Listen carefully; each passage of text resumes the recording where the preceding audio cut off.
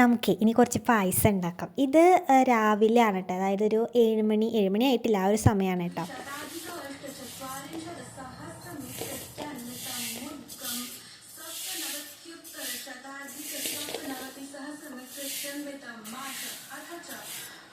നമ്മൾ സേമിയ ഇങ്ങനെ ചൂടാക്കി വെക്കണം. നമ്മൾ സേമിയ പായസമാണ് ഉണ്ടാക്കണത്. പിന്നെ അതുപോലെ പാൽ.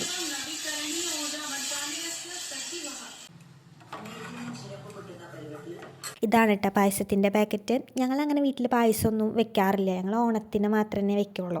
അപ്പോൾ ഇങ്ങനെ പെട്ടെന്ന് പായസത്തിൻ്റെ ഓർമ്മ വന്നപ്പോൾ ഇവിടെ തൊട്ടപ്പുറത്തെ കടയിൽ നിന്ന് പപ്പ പോയി വാങ്ങി വന്നത് അത്.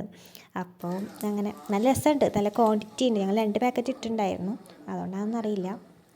അമ്മ ഇവിടെ എല്ലാ ദിവസവും രാവിലെ എണീച്ച വഴിക്ക് റേഡിയോ വെക്കും. അതാണ് ഇവിടെ ഇങ്ങനെ ബാക്ക്ഗ്രൗണ്ടിൽ വോയിസ് കേൾക്കണ റേഡിയോൻ്റെയാണ്.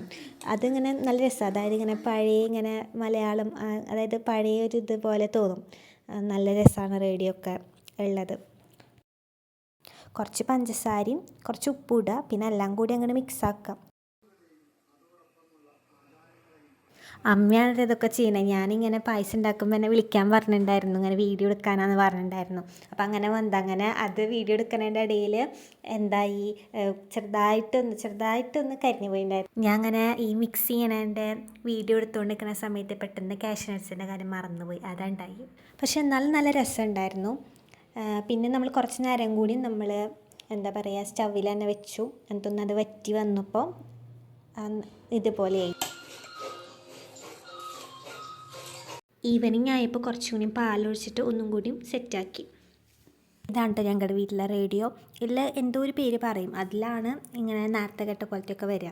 എനിക്കുണ്ടല്ലോ നമ്മളിങ്ങനെ ഡെയിലി കഴിക്കുന്ന ഫുഡൊക്കെ ഇല്ലേ, അതൊന്നും കുക്ക് ചെയ്യാൻ ഇഷ്ടമല്ല. എനിക്കിങ്ങനെ പായസം അല്ലെങ്കിൽ കേക്ക് ബേക്ക് ചെയ്യുക, അതൊക്കെയാണ് ഇഷ്ടം. ഇനി അടുത്ത് ഞാൻ കേക്ക് ബേക്ക് ചെയ്യണ പറഞ്ഞിട്ടുണ്ട് കേട്ടോ, അത് ഇടാം. അതിങ്ങനെ റിയൽ കേക്ക് ഒന്നല്ല കേട്ടോ, അതൊരു കോമഡിയാണെന്ന് ഞാൻ പറയാം.